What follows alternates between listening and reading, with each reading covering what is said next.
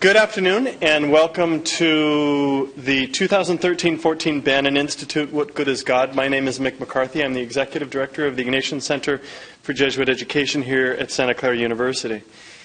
As you know, many of you know, the Ignatian Center is charged with promoting and enhancing the distinctively Jesuit Catholic tradition of education here at Santa Clara University. And our vision is really to be known in Silicon Valley and beyond as providing leadership for the integration of faith, justice, and the intellectual life. Major effort in our vision and mission are the annual Bannon Institutes, which really provide the university a range of events that address matters of significance to the Jesuit Catholic intellectual tradition, foster an ethic of dialogue among persons of diverse religious and philosophical commitments, and offer opportunities for exchange across the university and the broader community.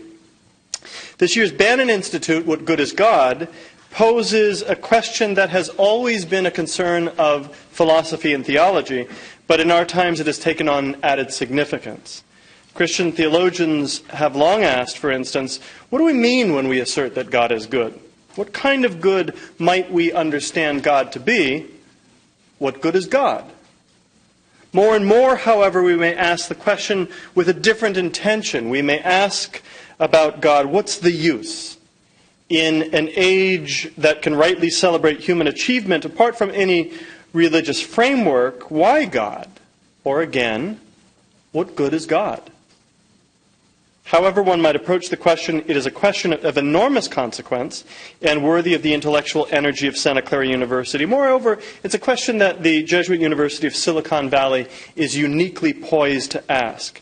We're delighted today to be able to welcome a faculty member from the Jesuit School of Theology of Santa Clara University. But to introduce him, I will call upon Denise Carmody, former provost and professor emerita of the Santa Clara Religious Studies Department. Denise.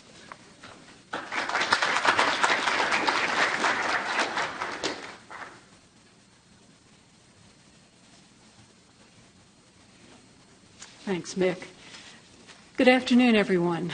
When I first met Jerome Baggett, he was completing his Ph.D. studies at the GTU in Berkeley, and I was chair of religious studies here at Santa Clara.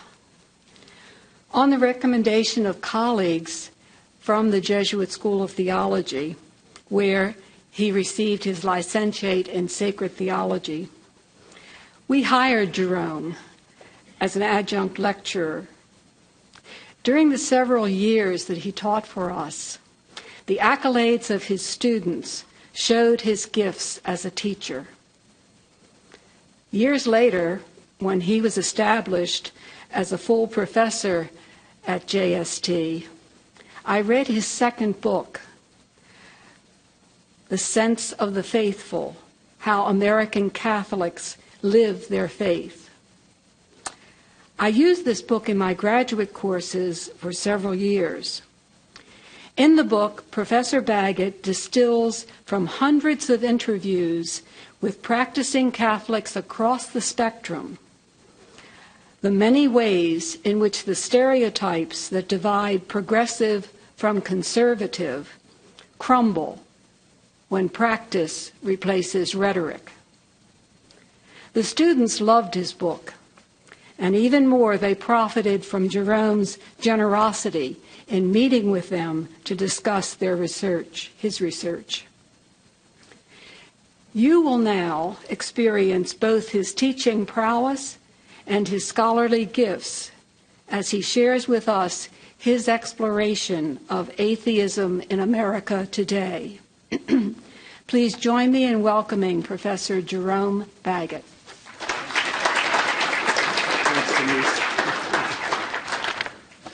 Thank you, Denise, and thank you for not mentioning that was almost 20 years ago. I want to thank the folks at the Ignatian Center, Nicole, Kelly, and Teresa Ladrigan-Welpley, and, of course, Father Mick McCarthy. And thank you again, Denise, for your gracious introduction. And thank you all for being here. I think this is an important topic, and I hope you enjoy hearing about it. Within only the last decade or so, public expressions of atheism in the U.S. and elsewhere have become increasingly visible. For example, the number of atheism-related forums, podcasts, blogs, video blogs, support groups is dizzying and seems to grow daily. Camp Quest, a network of secular-themed camps for kids, is now in more than a dozen locations throughout the U.S. The 2012 Reason Rally in Washington, D.C., the so-called Woodstock for atheists, attracted an estimated 20,000 people.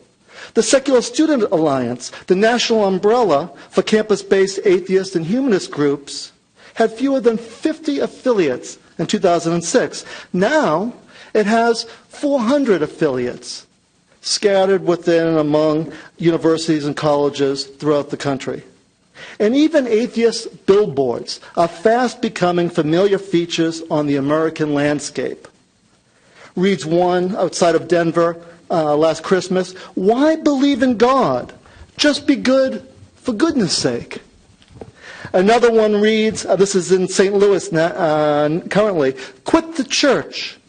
Put women's rights over bishops' wrongs."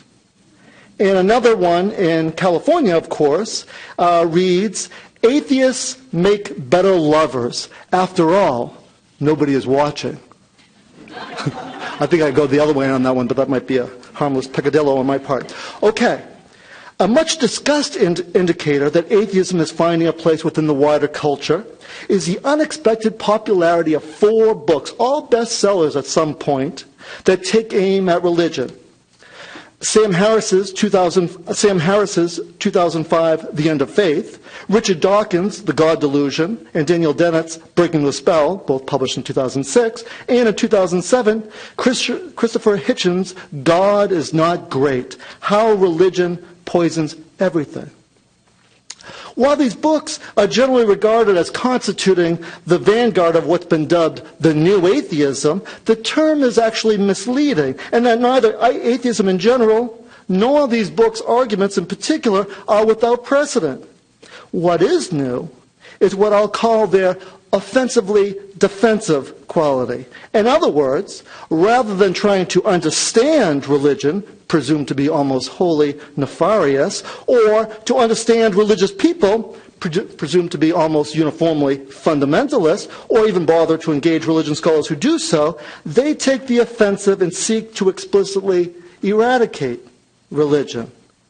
This, interestingly, is compounded by a kind of defensiveness that would be unfamiliar to an earlier, more analytical generation of atheists that includes such familiar figures as Karl Marx, Sigmund Freud, and Friedrich Nietzsche. Unlike these old atheists, the new variant displays a call to arms urgency and conviction that rather than being on the ascendancy, secular ways of thinking and living are in fact being assailed by religious publics from seemingly all sides. So, why have these books sold so briskly? And more importantly, why did this new cultural space for the public expression of atheism open up when it did? These are tough questions, of course, but I would suggest a confluence of factors here. One, the influence and the emergence of radical Islamic terrorism. The fact that Sam Harris began writing The End of Faith the day after 9/11 suggests that this event may have had a comparable anti-religious effect on the broader American citizenry. Second, the intelligent design movement's political traction within America's public school system also seems to be a factor here. Richard Dawkins and Daniel Dennett are distinctive for each having written important books on Darwinian theory, but many Americans no doubt share their fed up with faith reaction to the religious right and to the promotion of creationism within the country's public schools. Next, beginning with the baby boomers, but picking up steam thereafter, there seems to be a widespread and growing cynicism to specifically organized religion. One wonders, for example, if Christopher Hitchens' book's subtitle, How Religion Poisons Everything, not just some things, or a heck of a lot of things, but how that subtitle could seem plausible to Americans were it not for their all too vivid awareness of certain televangelists' financial misdealings, former National Association of Evangelical Presidents Ted Haggart's troubles concerning drugs and prostitutes, the Catholic Church's pedophile scandal, religious organizations' opposition to stem cell research and same-sex marriage, and on and on and on and on. Another factor is likely the end of the Cold War. With the fall of godless communism, expressions of irreligion, while still often stigmatized, no longer smack so thoroughly unpatriotic as they once did. And finally, the emergence of the internet should be factored in here. Given that atheists have long been a scant, often closeted segment of the population, it would be difficult to overemphasize this as a factor in helping people to consolidate their identities as atheists by connecting to like-minded others. Quote, thanks to the internet, observes David Silverman, president of American Atheists, there is no way that a person who is an atheist can think they're alone anymore. There are, however, plenty of reasons for them to think that atheists are misunderstood by the majority of their fellow citizens. In other words, rather than bothering to actually understand rank and file everyday atheists in this country, people have tended to rely on certain ham-handed presumptions about them. And I'd like to address 6 of these. 4 about atheism per se, and the last 2 with a little bit more detail about atheists themselves. One of the reasons for my doing this is because we really can't engage the question, what good is God, when we so often begin with mere presumptions about, rather than considered understandings of, what it might actually mean to live without God. So, my first presumption, which I see it over and over again, it's a presumption that, and I'll follow along somewhat faithfully to the handout I gave, is the assumption that atheism is somehow simple. From the Greek for without and teos for God, atheism refers to any worldview that does not include God or gods. This sure sounds simple, but as is so often the case, things taken to be simple are typically, upon closer inspection, merely simplified. And that's what we see here. For one thing, notice the term is negatively defined. We don't have terms like leprechaunists or Bigfootists because most Americans don't believe in little people guarding pots of gold or in an ape-like humanoid roaming the woods of the American Northwest. This isn't true of God, though. Thus, the fact that we've naturalized the term atheism and use it routinely actually denotes more about what's deemed normative within American society than it says anything at all meaningful about atheists themselves. It's also the case that the single term atheism can lead one to think, mistakenly, that this phenomenon is a single monolithic thing. Whereas in reality, it's incredibly variable in a whole slew of sociologically interesting ways, at least to me. Sociologically speaking, atheism varies considerably in terms of whether or not it's an achieved status. In other words, in the United States, most people who currently identify as atheists at one time actively became atheists after some religious socialization. But this is starting to change somewhat as more and more people are born into secular households and thus never need to go to the trouble of becoming an atheist at all.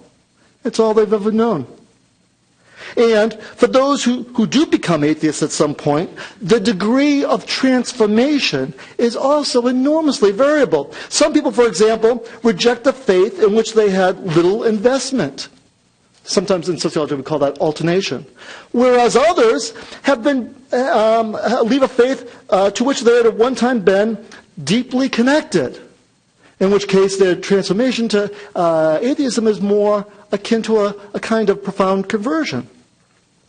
Third, the distance people keep from religion varies considerably among atheists. For instance, some atheists consider themselves unabashedly secular and perhaps even devoutly anti-religious, whereas many consider themselves to be, to use the American mantra, spiritual but not religious, and seem to have a live and let live attitude towards religion itself. And finally, also variable is the level of salience people's atheism has for their self-identities. For some people, atheism is a central dimension of their identities. Sometimes in sociology we call that a master status. For other people, though, atheism is something that they happen to be. And thus they think about it as much as they think about the fact that they happen to be a Libra or a Sagittarius, and so on. So anyway, desimplifying atheism, I think, is extremely important. I say this because these, and likely other complexities, matter. They truly matter in terms of the meanings that people place upon their atheism, and this in turn shapes the manner and degree to which it influences their day-to-day lives. Okay? That's the first presumption. Presumption number two, the presumption that atheism is somehow new.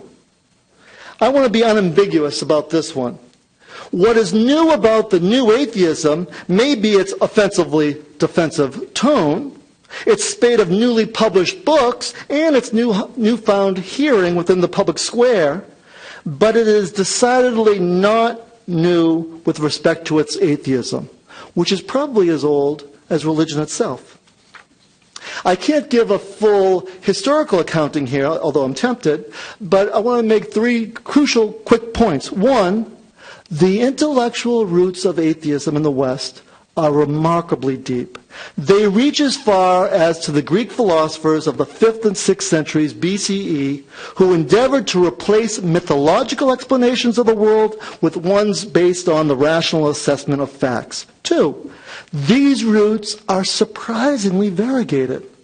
In other words, when it comes to matters pertaining to religion and irreligion, one can detect in these philosophers' writings four main intellectual roots. And then third, these distinctive roots are still very much alive. They continue to anchor and nourish irreligious sensibilities to this very day. So what are these? The first is what I call the empirical route. Here I'm referring to thinkers who attempted to explain the natural and social worlds by privileging observable and publicly accessible evidence over religious conviction. The paradigmatic example here is the philosopher Anaxagoras. And by the way, he's remembered for being the first person to theorize that the moon shines because it reflects the sun. And he's also the first person that we know of in the West to actually be indicted on the charge of atheism.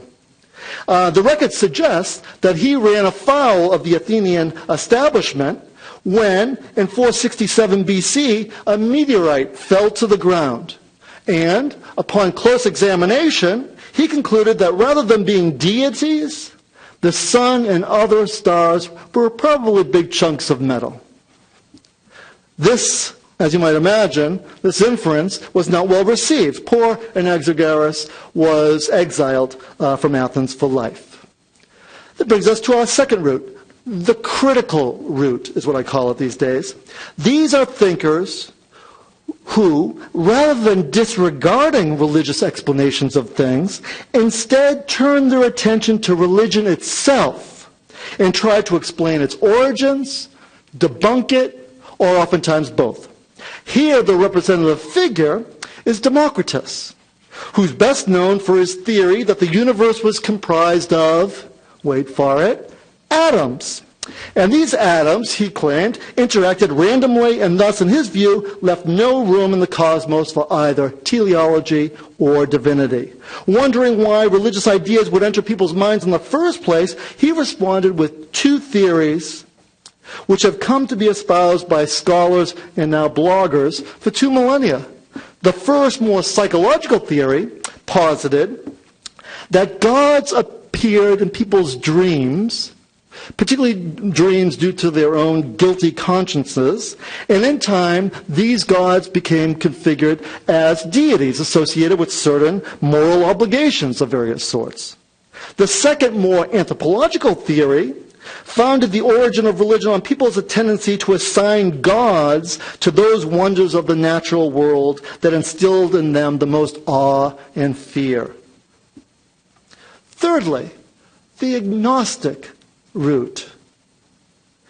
Comprising this route are philosophers that cultivated a deep sense of agnosis, unknowing, as the most incisive means for achieving greater wisdom. Famously, Socrates is an exemplar here. On his dying day, he attributed whatever wisdom he possessed to the fact, as Plato recounts it in the Apology, to, I quote, "I do not think I know what I do not know."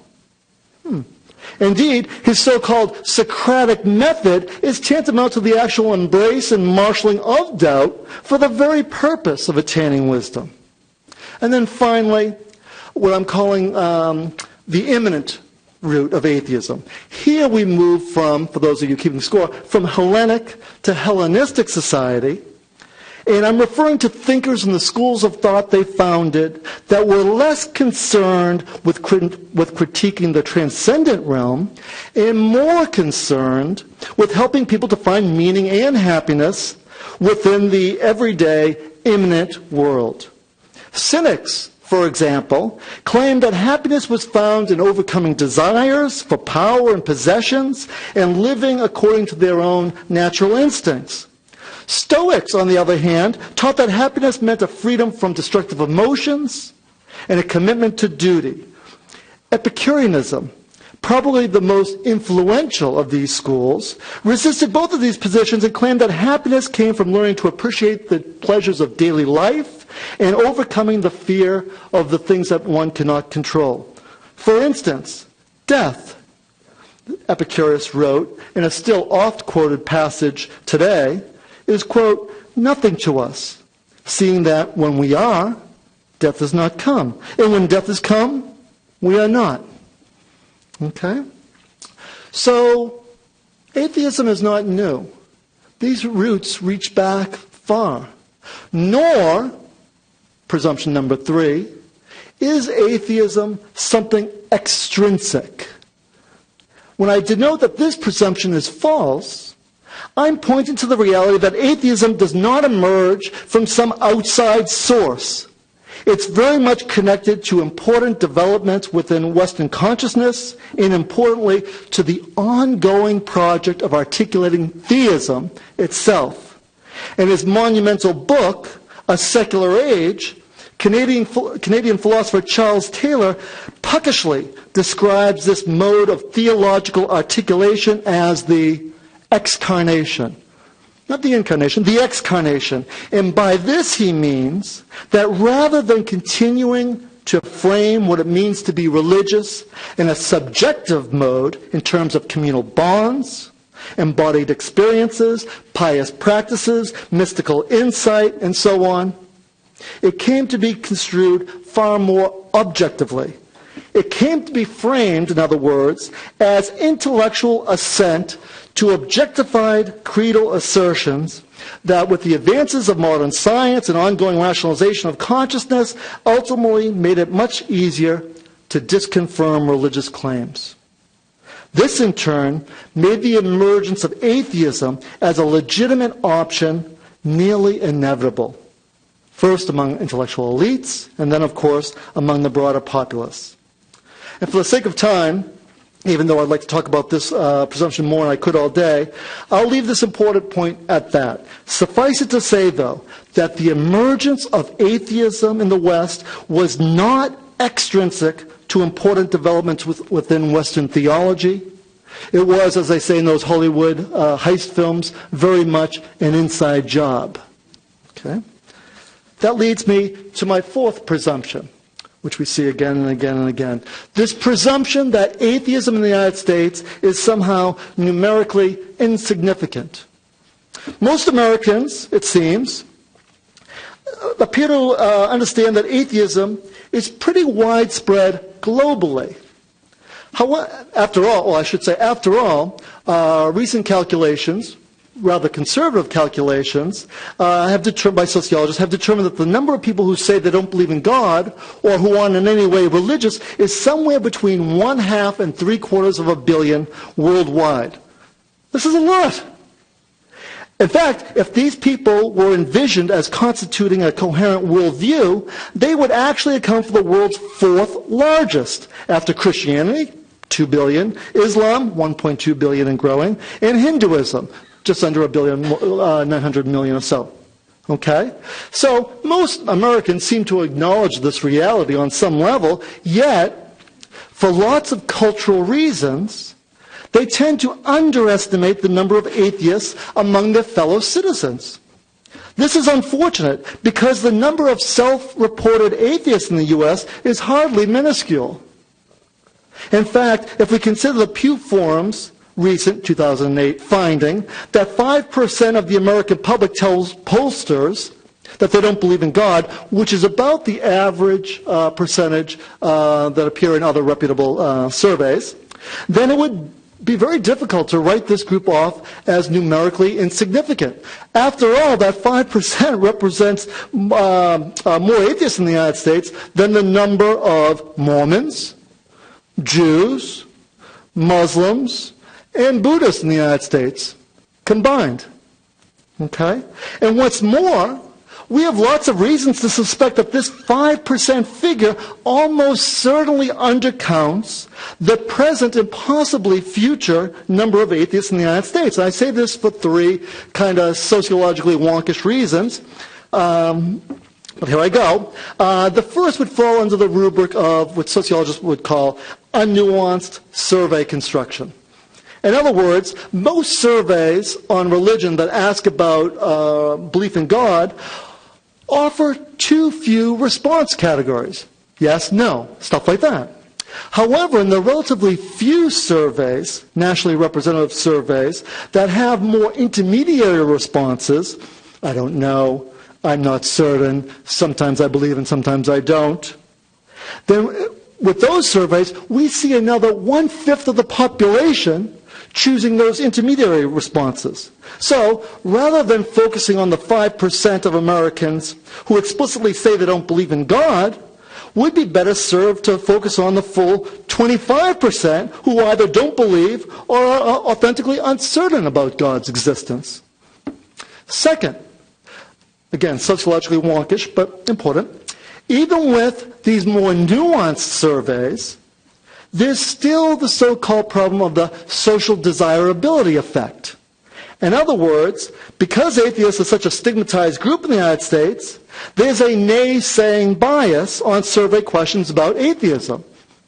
Like, for example, there's a nay-saying bias on questions about pornography purchase. No, I'm not buying it. And we know there are a lot of biases in religious questions. For example, there is a very famous yay-saying bias in studies of religion.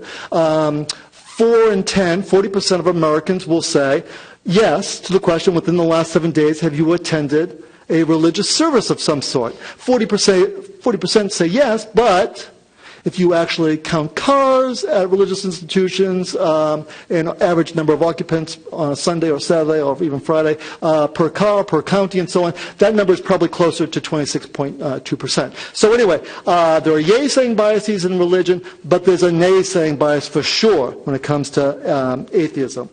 And thirdly, the rise of the nones, N-O-N-E-S, sister, could very likely abet the growth of atheism in the future. In other words, after nearly 2 decades of no significant change, one of the country's most dramatic religious shifts has been the sudden increase of the proportion of Americans who do not identify with a religious tradition, who say they have no religious preference. In 1990, that number was 7%. Now that number is 20%. And typically, these kinds of trend data change with the rapidity of plate tectonics. For those of you in the humanities, that's very slowly. But this is a very dramatic and very quick change. Now, note that most of these people, just about 2/3 who have no religious preference, still say that they believe in God. And that's important. But this trend is still important for atheism because their numbers are growing so dramatically, particularly among younger generational cohorts. And we can suspect that as people distance themselves from religious traditions, they will distance themselves from the beliefs and practices carried by those religious traditions. And also this is important because religious nuns, once they become parents, do not do a robust job in socializing their children into religious practice and belief and so on. Okay? How are we doing? Not bad. Okay. So, up to this point, I've basically talked about atheism per se. It's not simple. It's not new. It's not purely extrinsic. And it's not numerically insignificant, in my view. Now, I want to look at two presumptions about atheists themselves. And here I want to keep just a couple of points in mind. One, each of these two presumptions is wrought of culturally constructed symbolic boundaries aimed to distinguish atheists from religious believers. The first is from outside in. This is a symbolic boundary that believers tend to draw from the outside to distinguish themselves from purportedly immoral atheists. The second, from the inside out, is a symbolic boundary that atheists themselves draw from the inside to distinguish themselves from purportedly irrational believers. Another point I think is important, caveat more I should say, is that while neither of these presumptions is supported by our best sociological data, they're still very important. They both go a long way towards keeping Americans from having a deeper, more mature, less black and white conversation about matters of faith and doubt today. Okay? So, presumption number 5. From the outside in, atheists presumed to be an immoral other. The stigmatizing of atheists, of course, is a very old saw. Plato, 2 millennia ago, very helpfully distinguished among 4 categories of atheists, and then concluded one thing: they all deserve the death penalty. At about the same time, the writer of the Bible's Psalm 14 declared, quote, "The fool says in his heart, there is no God. They are corrupt. They do abominable deeds. There is none that does good." Pretty rough stuff. Pretty rough stuff. And surprisingly, not only is the psalmist's overall attitude still reflected among present-day Americans, but it's also directed to a group that's disproportionately white, male, and well-educated, all demographic characteristics that have traditionally tended to shield people from stigma in this country. Nevertheless, consider the following data. A Religion and Public Life survey found that a full 54% of Americans have an unfavorable opinion about atheists.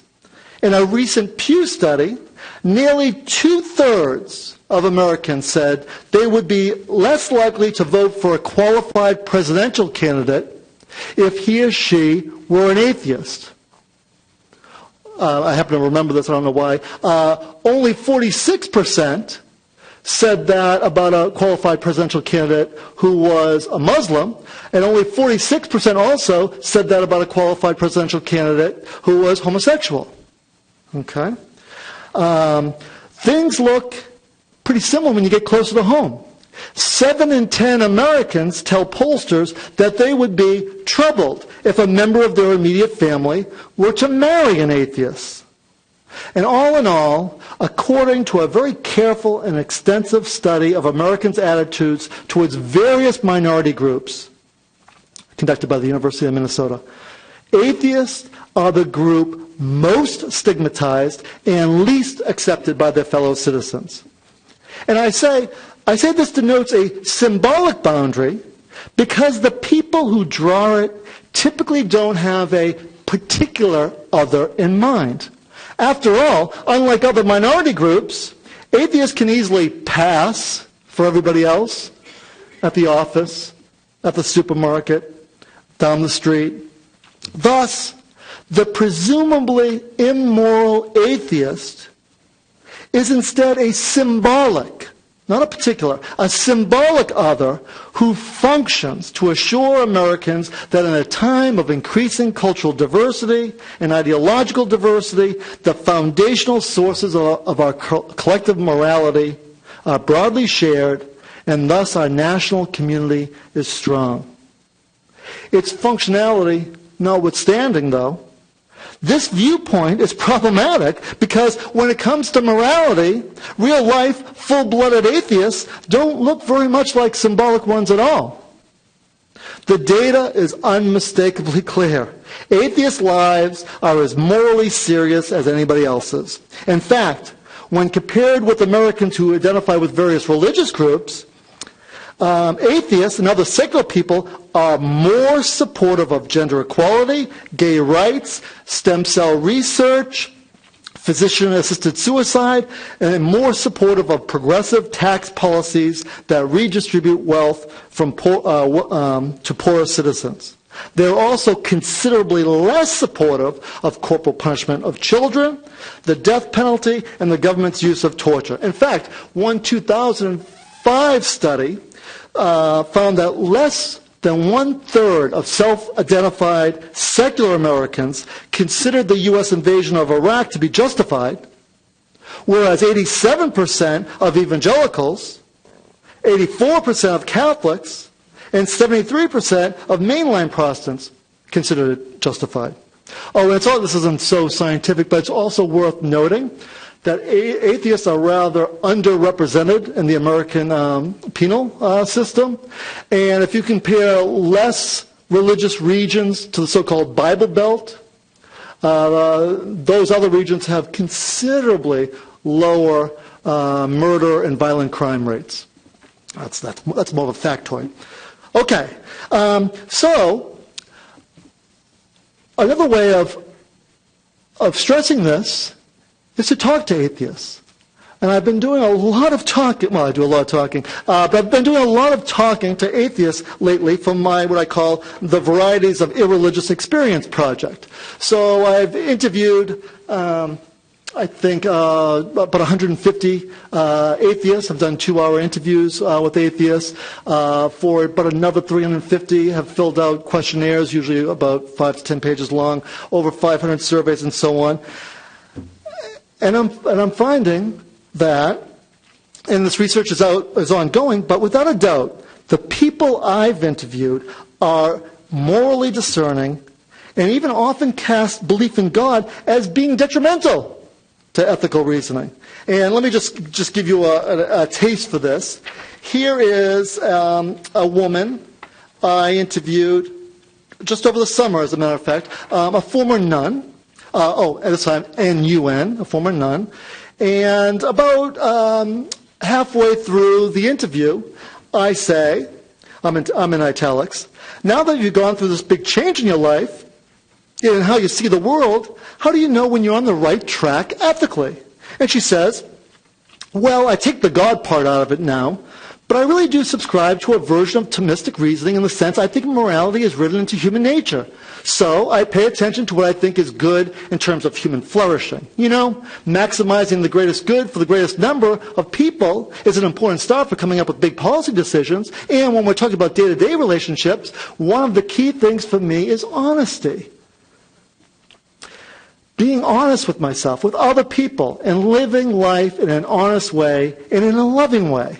This has all become really important in my mind. And so has my growing understanding of what we do, of how what we do affects other people.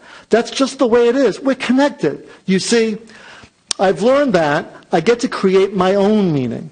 I get to decide what's the gift I'm going to give the world. This isn't something that's been assigned to me as it was before. When I was a sister, I definitely had more rigid definitions of these things than most people do, but now I feel a sense of liberation. I'm finding it a big responsibility but one that's wonderful. In short, I think I'm a more ethically serious person now that I no longer believe in God. And so I chime in. So, if you get to decide how you want to live ethically in the world, what have you decided? Number one, she says, is that it's apparent to me that a life of service and a life of not living exclusively for oneself is a fuller life. I look around, and like I said, I see that no one is an island. So I want to live my life to honor the connections we have among ourselves. This is what I want to do with the time I have. And moving ahead, this is how I give my life meaning. Okay. Notice all the cultural work she's doing. She relies upon an understanding of human nature, taken from Thomas. She talks about the greatest good for the greatest number, taken from utilitarianism. She talks about how honesty is so important to her, taken from virtue theory. She has a strong sense of her connectedness to other people, a theme that's becoming more and more salient for people religious and secular today. Liberation's a key theme for her. She's moving beyond rigid definitions. So too is responsibility a key theme. I get to create my own meaning. She's unusual in being a former nun, but not so unusual with respect to doing the cultural work of morally situating herself in the world. And I must say, halfway done with this research, I keep hearing these themes again and again and again. Okay, lastly, how are we doing for time? Great, okay.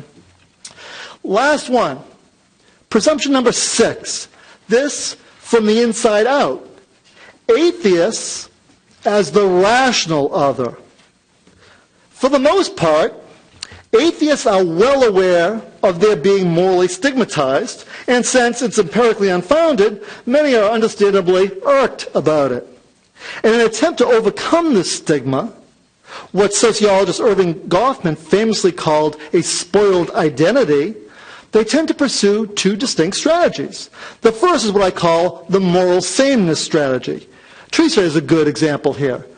She's as moral as anybody else. She's as moral as religious folk. And sometimes this bleeds into a moral superiority strategy where the people I interview will say that they're more moral than religious people, or in her case, more moral than the previous religious iteration of her own self. The other strategy is what I call the rational otherness strategy. This is the conceit that atheists are capable of and largely defined by a capacity for critical thinking unavailable to those outside of the so-called community of reason. However, like the previous symbolic boundary, this one doesn't hold up particularly well either. In other words, despite Daniel Dennett's best intentions in coining the term brights as a non-pejorative moniker for atheists, when it comes to reasoning, there really isn't a very bright line between them and anybody else. To see this, consider a subgenre of atheist literature that they're at the Barnes & Noble, that I call conversion narratives. People who were religious and converted to atheism. And notice some of these presumptions about the irrational religious folk and casting themselves as the rational other. So first, let's take a book by an author named Dan Barker. And the book's title is Godless. Now, Mr. Barker received a call to ministry at age 15 and then subsequently served as an evangelical preacher for 17 years. Okay? And like all these conversion accounts, his has much to say about the shortcomings of theistic arguments, contradictions within the Bible, how little one can actually know about Jesus, the morality of many atheists and the immorality of many Christians, and so on. These topics are all standard fare in these narratives. And so also is the linchpin of his particular conversion story, the trading of faith's unthought out assertions for atheism's commitment to reason. Early on in the book, he writes, now I'm turning on the page of this handout, he says, I finally realized that faith is a cop-out, a defeat, an admission that the truths of religion are unknowable through evidence and reason. It is only in demonstrable assertions that require the suspension of reason, in weak ideas that require faith. Biblical contradictions became more and more discrepant, and apologist arguments became more and more absurd, he writes. This is fine. This is fine. However, if atheism really is about using reason, this does little to separate it from how actual, not stereotypical, believers generally think through and live out their faith. Most Americans who are religious tend to be reflexive about their religious identities and commitment, in the sense that they critically interrogate them, they continually revise them, and they self-consciously situate them as being among a plurality of plausible others. So, rather than suspending reason, religious folks in this country tend to sustain their faith through a commitment to both reason and questioning, not so unlike Barker's own. For instance, only about 1/2 of all Americans say that they've never doubted their faith within the past 3 years. And a full 3/4 of Americans agree with the statement, questioning one's faith can actually strengthen it. 3/4. And by the way, that's a rather amazing turnaround. The transvaluation of questioning has been rather remarkable. 30 years ago, questioning was seen as a sign, in all the data, of a weak faith. Now it's a sign of a discerning, strong faith. With respect to the Bible, fewer than 1 in 5 Americans agree that, quote, it should be taken literally word for word on all subjects, whereas twice as many say it requires interpretation. So, methinks he doth protest too much. Religious believers share this commitment to reasoning. Second, let me give another example. William Lobdell's book, Losing My Religion. He became a born-again Christian, Mr. Lobdell, when he was in his 20s. And then not only became a journalist, but actually for 8 years, he became the religion reporter for the Los Angeles Times, and a good writer. But unlike Barker, for him, it was his newfound acquaintance with some of the more unsavory aspects of institutional religion that drove his becoming an atheist. Here's what he says towards the end of his book, actually. He says, for a dozen years, I had been blessed with an unshakable faith that seemed to get deeper with each passing year. Now, my backstage pass to the world of religion had become a curse.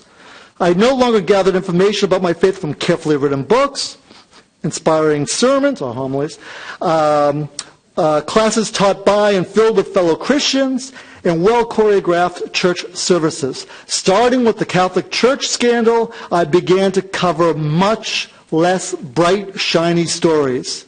I began to look behind the front of many bright, shiny facades. I didn't like what I saw. However, what Lobdell saw is not dissimilar at all from what many Americans, religious ones included, see.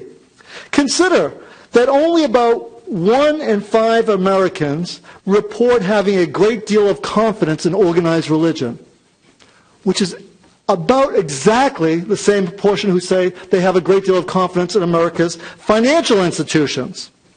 Okay? And they're also able to enlist their own critical thinking to sift the wheat of their cherished religious ideas and practices from the chaff of the institutional carriers of those ideas and practices, which they typically see as imperfect, if not deeply, deeply flawed. A whopping 4 in 5 Americans say that they make up their own minds about faith independent of any church or synagogue. And should they find any one religious institution to be wanting, they feel perfectly free to vote with their feet. More than 4 in 10 Americans have left the faith in which they were raised, usually to join another one. Last example, John Loftus's Why I Became an Atheist. Like Barker, he also served as an evangelical preacher and Christian apologist for many, many years. Yet, what most nagged at him and eventually brought him to atheism was his growing awareness of religious pluralism, and this, he believed, undermined the plausibility of all religions. So he writes, this is Mr. Loftus, many Christians seem absolutely confident that they are correct in what they affirm. And that's a huge difference between us. Given the proliferation of religious viewpoints, separated by geographical location around the globe, the fact that believers have a strong tendency to rationally support what they were taught to believe, before they had the knowledge or capability to properly evaluate it, along with the lack of compelling evidence to convince people who are outsiders of the Christian faith, mine is the reasonable viewpoint to affirm. That's all. Okay.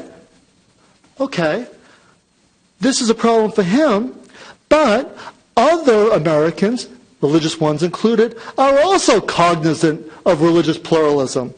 Instead of serving to undermine their faith, the proliferation of traditions can just as easily underscore for them the complexities of the world, the mysteriousness of God, and the inability of any one tradition to capture the totality of what is ultimately true. In other words, rather than necessarily reject them outright, religious pluralism typically forces people to use their reason and rethink faith traditions relative to credible others. For example, when in the 1920s, anthropologists Robert and Helen Lind visited Muncie, Indiana, also known as Middletown, they found that a full 94% of their respondents agreed with the statement, Christianity is the one true religion and all people should be converted to it. Yet, when researchers returned to Muncie 50 years later, they discovered that even though religious conviction and practice was alive and well, only 41% agreed with that statement. And today, when asked which of the two following statements comes closest to your views, only about 1/4 of Americans say, my religion is the one true faith leading to eternal life. Most of the rest, a remarkable 7 in 10, prefer the statement, many religions can lead to eternal life. Okay? And beyond mere tolerance, I should say, many Americans embrace religious pluralism. More than half of them say that religious diversity has been good for America, and more specifically, the vast majority of Christian church members, 80%, think that people should take their time to learn about other religions. And only 16%, when asked in that survey, said you should stick to your own faith. Rather remarkable. So in sum, atheists in this country don't seem more committed to reason, more critical of institutions, or more aware of religious pluralism than most of their fellow citizens. I just want to wrap up by saying, I think it's too bad that these presumptions are rampant today. I say this because they provide an all too convenient excuse for believers and non-believers alike to avoid engaging each other and taking one another seriously as interlocutors about religious matters. I think this is a missed opportunity because we could be having a much more mature, non-billboard-based conversation about things like, what does it mean to believe in God in the present context? What are religions exactly, and how do they change? Why do we consider something sacred? How do purportedly secular ways of thinking and acting shape our conceptualizations of the religious? And how do purportedly religious categories inform our experience of secularity? Oh, and by the way, while we're at it, what is this self-conscious, big-brained animal called the human being, and how are we different if we are from other animals? Stuff like that. These are good questions. And these are questions that believers and non-believers can and should engage together. In fact, I think if we had more capacious conversations like these, religious believers could learn a lot.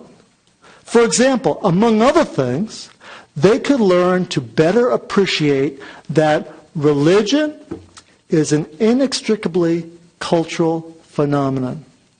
Cultural categories, in other words, always mediate what people know and experience about the sacred.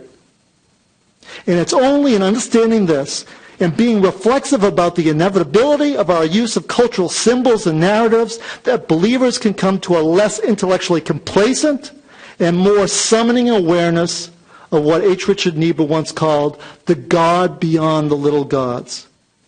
By this, of course, he meant the God beyond the puniness of labels, beyond the illusory certitude of dogmas, beyond the idolatry of mistaking the map for the terrain. In short, beyond what Jean-Paul Sartre simply called bad faith.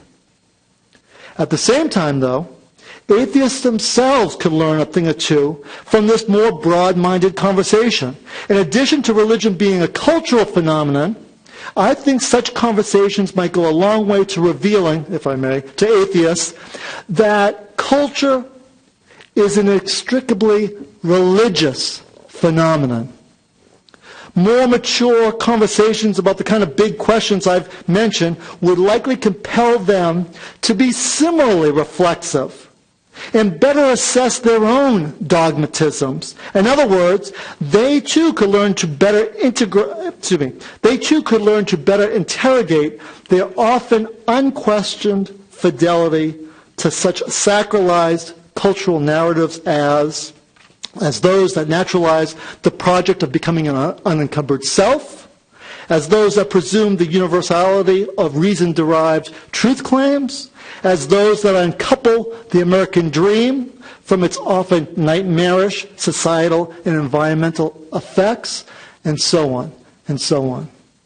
For any of this to happen, though, presumption must give way to understanding. Understanding the other on the other's own terms is the surest way to better confront the partiality of one's own experience and the limits of one's own knowing. This felt confrontation, in turn, has long been the privileged gateway to all important quests for knowledge. And, to add a final irony to the fire, as it were, this felt experience of partiality and unknowing has also long been the shared gateway for religious and secular quests alike. So, atheism as variegated and growing in a religious culture, atheism entwined with theism in complicated ways, atheism problematizing both bad faith and its own cultural fundamentalism, well, I'll be damned. It's all far less simple than I once thought, and I now think well worth considering very seriously, both within the academy and beyond. Thank you.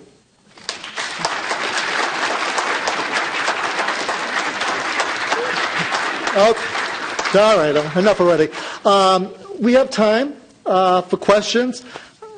Maybe question and answer, but definitely questions. I'll do my best. So we talked about a mature conversation, so rather than me just talking at you, why don't we have a conversation? Yes, sir? First of all, this must drive you, as a sociologist of religion, this must drive you crazy. Well, in my case, that's a very short drive. I might be able to walk there from here. Oh, thank you.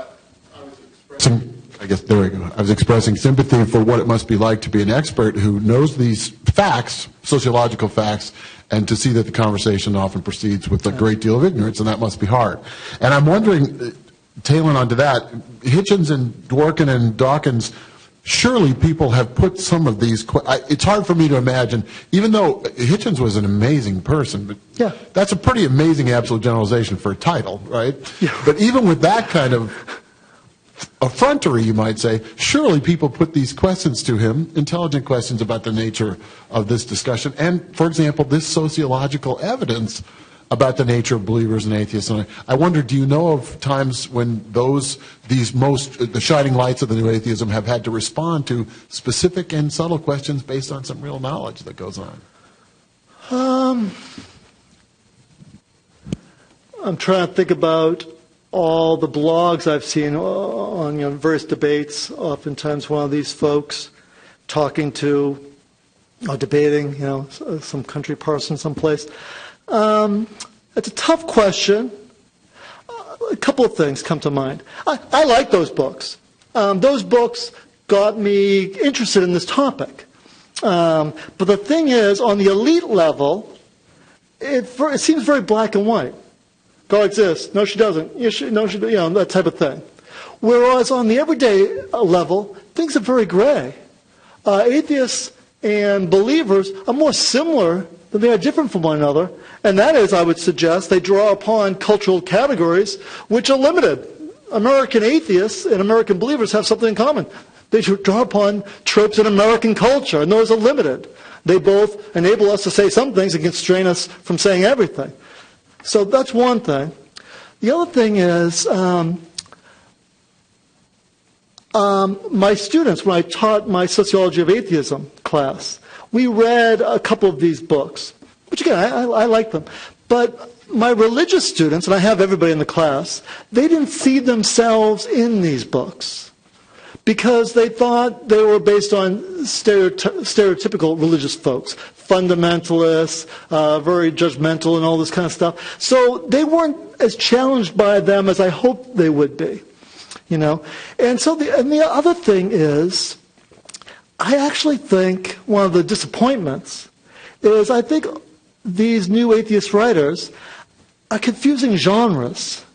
You know, it's like you know, they see religion as just really kind of shoddy science, whereas most believers think it doesn't have as much to do with the natural world as it does the so-called supernatural world.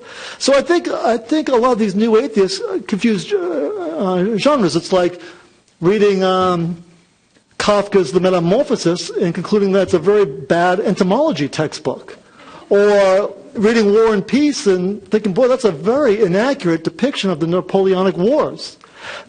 These are doing different things. So that's what I would not mind getting at. I think these books are getting a hearing because people are raised to think of religion in a very superficial way. And they're not taught to have this larger, capacious conversation.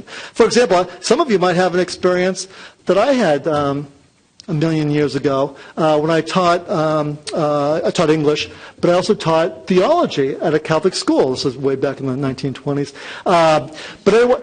And I remember very distinctly these students.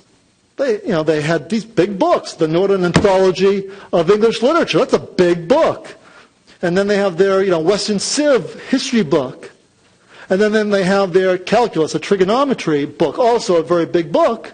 And then they had their theology book, which was this little thin little volume. I think mostly it was, word jumble and dot to dots. I could always do the cross, really fast. But that is a kind of pedagogy and experience. In other words, it says you are expected to have an adult understanding of literature, Western Civ, and trigonometry, whereas you're expected to have a child's understanding of religion. Actually, religion is complex, but I think these books are flying off the shelves because they appeal to people who don't have a deeper understanding of religion. I'd like to see more and better books on atheism so we could have that more robust conversation. So I've gone on too much, I think. Sean? Research that you have been conducting, are you noticing any sort of ideal types of atheists? Not yet. I don't know if anyone's. We do have a sociologist, at least two sociologists in the crowd right now. There are a lot of books written by atheists and a lot of books that kind of stereotype atheists. So I haven't been scooped. There aren't a lot of books, and there are a couple of good books on why people become atheists. I'm not so interested in that. I want to know how every day full-blooded, good, wonderful, productive members of society who happen to be atheists go about the business of swimming up the cultural stream, being atheists in our religious culture. So I haven't been scooped. Right now, I have thousands of pages of single-space interview data. And so this is why sociology is not for the faint of heart, in my opinion. I just have to read it and reread it and reread it and see what appears. Any sociologist will know, has had this experience of just being in a thicket. And I feel like a sculptor. I'm trying to sculpt something, but at a certain point you just have a big chunk of rock before it becomes a beautiful horse or whatever. So right now I'm just trying to learn the data, do follow-up interviews, pay attention to the surveys I have, and try to find what's true here. What's the story here? I find it excruciating, but if, as Maude said in the movie Harold and Maude, if people are your favorite species, as they are mine, it's worth the effort. All the dumb things about atheists have already been said. So the niche right now is to say something right and true and hopefully beautiful. So, sir, we'll head this way. You did mention about religious pluralism towards the end. Mm-hmm. My question is there any study that has given us some numbers that how many atheists, not the born atheists, really got into the different concepts and different conflicting concepts about God coming from various religions like Hinduism, Christianity, Islam, and Judaism? And is there any study that tells us how many of these came from what religious backgrounds? How many Hindus, for example, are they in majority atheists? Are Christians, are Muslims, are Jews? Is there anything that you can inform us about? You might be surprised to hear that there isn't good data. Clarifying question. Do you mean in the United States or globally? Yeah, okay, let's do that. There really isn't very good data about that. Partly that's because the GSS, General Social Survey, doesn't ask very many religious questions, and certainly not the kind of incisive types of questions that you would need to get at that. So we don't have a lot of information about that at all. The folks at Baylor University, there's a religion center there. They're starting to generate more longitudinal surveys done over time that are much more inclusive of so oversample for religious minorities, and are much more inclusive of other less traditional religious practices, like all sorts of different things. But that hasn't been going on for a long time. But one of their findings is that cuts across all religious faiths in the United States. They have a book authored by Bader and Frazee, two scholars at Baylor, I believe, called America's Four Gods. And it's very interesting because they argue, they look at the data and have constructed four, getting back to our earlier question, four ideal types of images of God in the United States. And they find that those different disparate images of God are much more salient and much more predictive of attitudes on social issues, attitudes on cultural issues, how you vote in certain ways, than whether you're a Hindu or Catholic or whether you're even a liberal or conservative. So image of God, ideal type of image of God, is extremely instrumental and salient for people cutting across traditions. So I wish we had more of the kind of data that you're describing. But to show my bias, though, I wonder, I'm dubious. Quantitative data is fun and interesting, but survey data is very broad, but it tends to be rather superficial. It's not uncommon for sociologists to say, oh, well, that's only survey data. Because surveys are the hammer, whereas the laser, the more incisive tool, is conversation. So my bias would be to do more qualitative studies, because in order to get at some of those subtle, nuanced things that you're suggesting, I'm not so sure surveys are up to the task of getting there. Other folks? Sir? I just wanted to say I'm really enjoyed your peace lecture. Oh, thanks.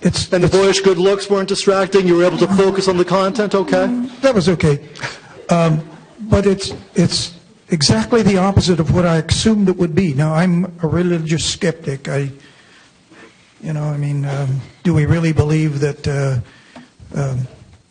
that Noah had an ark, and he got the marsupials from a place where it was on? Anyway, and we hear all of the downside of the Catholic Church, like the pedophile list up at the novitiate and the Inquisition and the Crusades and on and on and on. And I have to hand it to Santa Clara University to even allow you to give this. It's very objective. I'd also be interested to see what a priest has to say about your speech today. Well, I wasn't speaking ex cathedra. Well, keep in mind we do want to make a distinction between Catholics. Father's a Jesuit, so you want to make those distinctions. I found it every bit as interesting and compelling as you do. Partly because I think one of the things that Jerome does expose is that there are deep presumptions, not only about atheists but about religious people too. Which, as he says, when he did a seminar on this, and people would read books by atheists about religious believers, his students did not recognize themselves in these things, and I have to tell you, as a priest, as a Jesuit, I don't recognize myself in a lot of things that are said about religious people. And this will not surprise Jerome, nor do I think it's particularly scandalous. But I find much more in common with a lot of atheists that I know than I do with a lot of religious people. So I think, and this is really to support Jerome's point, that the oversimplifications are legion. So even to hear, kind of like surprised that Santa Clara University would allow him to speak, this is something that I wanted to do. So, so this is really just to support his point and to say how much I enjoyed it too. Thank you. And to scandalize you further, I also work at the theology school. So, but I do have scandalous talks that I can give later. But a couple of things that come to mind. One, I was at the 50th anniversary of the American Atheists in Austin, Texas, of course, over Holy Week. But it was very interesting. I enjoy this kind of work because I do love my species, all the complexities and grayness. Not because I'm nice, because I need other people to round out my own puny perspective on the world, because that's what it is.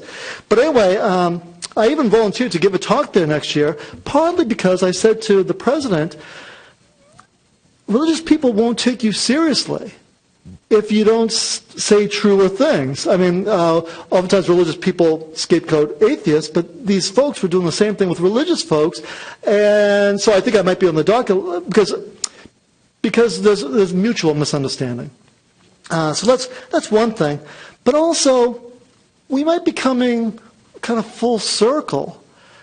It's only relatively recently that we've configured religion. This is from the Enlightenment, or even it was only in the 16th century that we started to use an indefinite article for religion. A religion, the religion. Religion was just the world.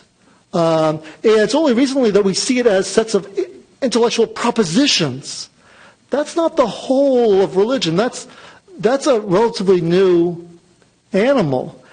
It's funny, I was just thinking as Father was speaking, when Jerome, the other irascible, scholarly, saintly Jerome who translated the Bible from the Greek into the Latin, when he was writing about belief, he chose the word fides, the Latin word for loyalty, for faith.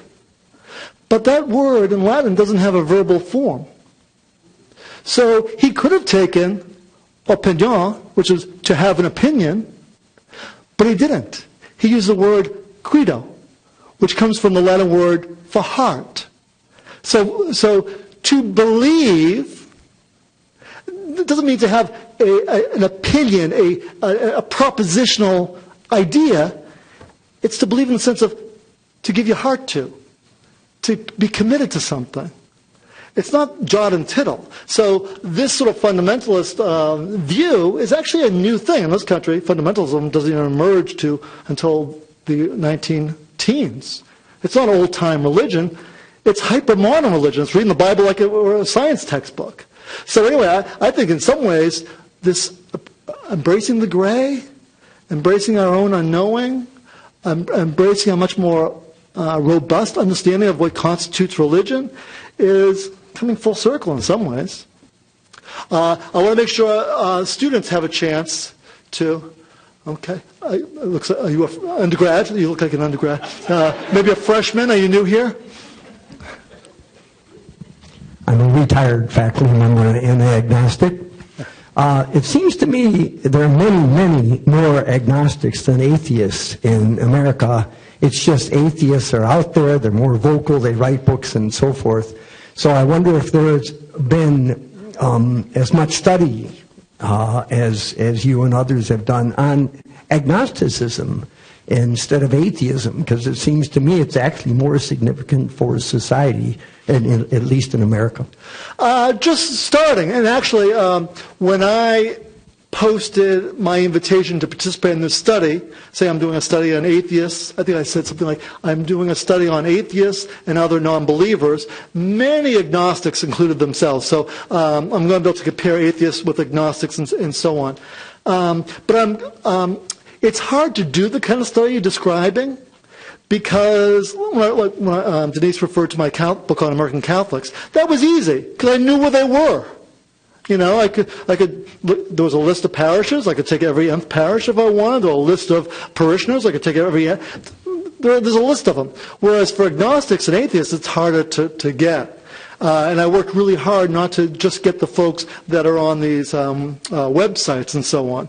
So it's really hard to get at atheists, but even harder still to get at agnostics, partly because people aren't necessarily content to use that language for themselves, because that feels like pigeonholing, and they don't particularly want to play the role of a pigeon, you know.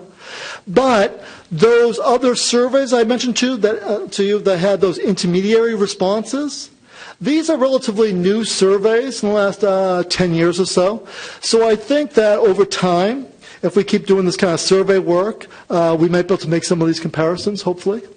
So, but like you, I think it's important because I think it's important for us to hear one another, basically. Father, do you have time for one more? Okay. You have to be quick, though. Professor, you're a sociologist. By day. That's okay. And, you know, it seems like every problem for sociologists can be solved by an opinion poll. And I personally find it ridiculous to think that you can justify the legitimacy of atheism or Catholicism or any theism by resorting to an opinion poll. It's a little bit like going back to Spain in 1400 and asking people whether they thought the earth was black or brown. And your opinion poll would have been 99.9% of the people are absolutely convinced that the earth is flat and that in fact the sun revolves around the earth because they see it every single day. Now, of course, what they see is true, but that doesn't have any bearing on the legitimacy of a position, whether it's atheism or what any other kind of theism. So I just think you're sort of using, you know, to a hammer every problem looks like a nail. You're using a hammer for a theological problem, and it just doesn't get it, at least for me. Well, nor does it for me. One, I don't consider this a theological problem at all. I consider it life, and I'm not afraid of life.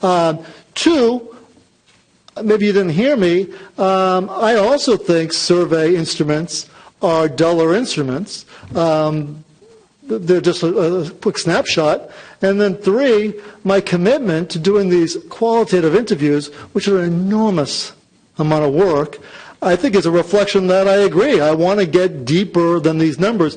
The numbers I cite, which aren't a lot, are trying to sort of brace you, to give you factoids for things you might not know. Now, anyone could cite those numbers. The kind of qualitative work I'm trying to do, without putting a bias on it or put any sort of valence on it, is exactly, I think, what you're pointing to. But it takes a lot of work. I actually believe, and I'm going to wrap up, I believe very strongly in what the great sociologist Max Weber said about sociology. It's all about Verstehen, which of course is German for understanding, but by that he meant not imposing categories or not imposing bias on the other, but to understand the other on the other's own terms, which is extremely difficult and which is the only thing I want to do with this study.